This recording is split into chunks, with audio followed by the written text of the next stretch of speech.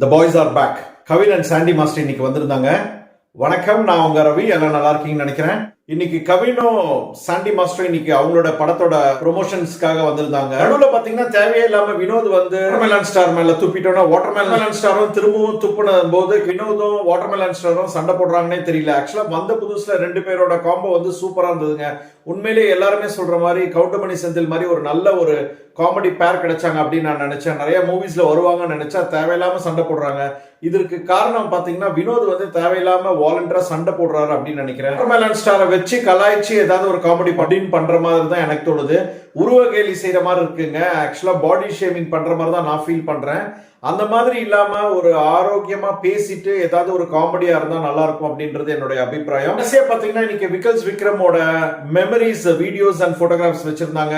அவருக்கான audio and video play பண்ணிட்டு இருந்தாங்க. வேற லெவலா இருந்தது.